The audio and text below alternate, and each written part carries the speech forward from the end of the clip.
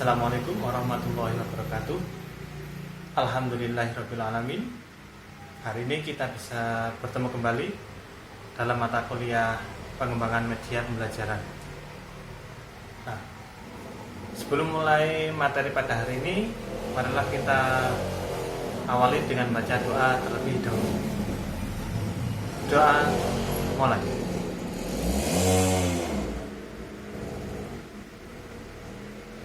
Doa selesai. Ya, gimana kabarnya? Alhamdulillahirrahmanirrahim. Semoga semuanya dalam keadaan sehat walafiat. Nah, materi hari ini adalah mengenai pengembangan media pembelajaran.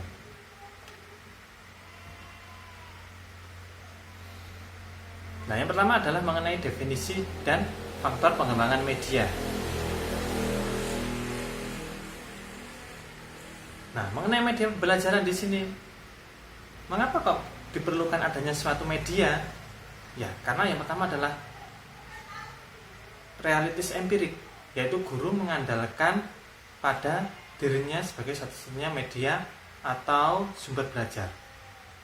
Ya, karena masih ada kecenderungan seorang guru bahwasanya dirinya lah yang menguasai suatu materi daripada siswa tadi. Nah, yang kedua, karena merasa dirinya adalah satu-satunya sumber belajar, maka media yang digunakan sangat minim sekali atau kurang. Nah, akibatnya apa? Ya, akibatnya ya siswa di kelas menjadi tidak fokus karena belajarnya adalah monoton saja. Nah, kenapa kok guru hanya mengandalkan dirinya sendiri? Ya, walaupun pasti seorang guru adalah bisa menguasai materi, harus itu. Tapi kalau hanya menggunakan satu media saja, seperti hanya mengandalkan buku paket saja, itu juga gurunya masih belum tepat. Nah, kenapa? Karena kurangnya pemahaman mengenai suatu media dalam pembelajaran. Nah, kemudian keterbatasan media yang digunakan oleh guru nanti akan membuat siswa tidak termotivasi. Kenapa? Karena yang dilakukan oleh guru dalam pembelajaran ya seperti itu saja. Tidak ada pembaruan, sehingga ketika di kelas siswanya mengalami tidak termotivasi seperti itu. Nah, hal ini harus diubah karena beriringnya perkembangan teknologi. Nah, cara-cara yang konvensional seperti tadi itu harus segera dihilangkan. Guru menguasai materi harus, tapi tidak boleh menjadi satu-satunya dalam pembelajaran. Buku juga seperti itu, tidak hanya mengandalkan sebuah buku, tapi juga mengandalkan media yang lain. Nah, dengan beriringnya teknologi seperti ini, ya jangan sampai nanti guru tertinggal oleh siswanya karena siswanya sudah mengakses beberapa media, tapi guru hanya menggunakan satu sumber tadi sehingga bisa tertinggal.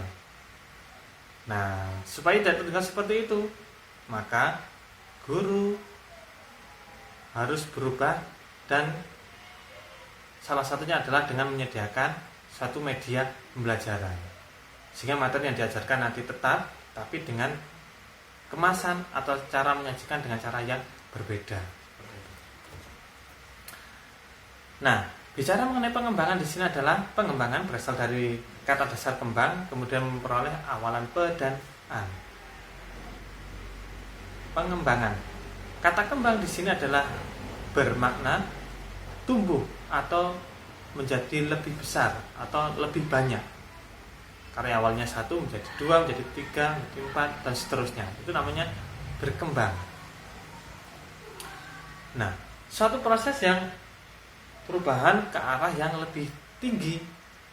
Ya, awalnya hanya 1 menjadi 2, menjadi lebih tinggi. Kemudian lebih luas lagi dan juga menyeluruh. Nah, gambarannya adalah kalau zaman dulu kita belajar menggunakan buku. Nah, akan tapi sekarang kita tidak perlu menggunakan buku lagi. Ya, masih tetap menggunakan buku tapi dalam bentuk yang berbeda. sekarang dirubah menjadi bentuk gadget. Ya, buku sudah bisa diubah menjadi PDF, mudah dimasukkan kepada gadget kita, sehingga kita ketika akan membaca tidak perlu membawa buku yang berat-berat, cukup membawa gadget kita saja sudah bisa kita membacanya. Nah, itu namanya pengembangan. Nah, faktor-faktor yang mempengaruhi pengembangan yang pertama adalah bersifat informatif. Nah, media yang dikembangkan di sini harus mempunyai sifat informasi atau ada sesuatu yang ingin disampaikan. Kalau biasanya di dalam buku itu sudah ada informasi, kemudian ingin dirubah menjadi media lain yang lebih menarik. Nah, media yang selanjutnya tadi itu juga harus mengandung informasi yang akan disampaikan. Nah, contohnya di sini adalah ada gambar profesi dalam buku, kemudian diubah menjadi suatu bongkar pasang atau orang-orangan, dan maknanya sama antara di buku dan orang-orangan tadi. Nah, kemudian faktor yang kedua adalah bersifat menarik dan memotivasi siswa. Kenapa yang menarik? Karena pembelajaran sudah tidak monoton lagi, karena ada media yang baru yang dibawa oleh guru dalam kelas. Nah, kalau ada media yang baru, nanti bisa dimungkinkan siswanya akan lebih termotivasi. Nah, kemudian sifat yang selanjutnya adalah bersifat instruksional. Berarti ada tata caranya.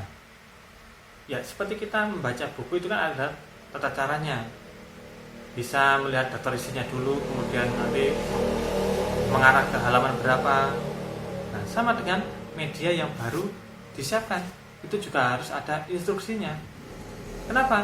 Karena nanti mungkin media yang disediakan adalah media yang baru, maka perlu ada instruksi atau tata cara dalam menggunakannya, sehingga nanti media yang digunakan akan dapat diterapkan dalam kelas karena instruksinya sudah tepat.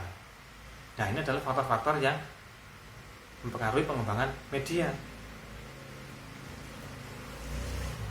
Nah, materi berikutnya adalah mengenai pemilihan media.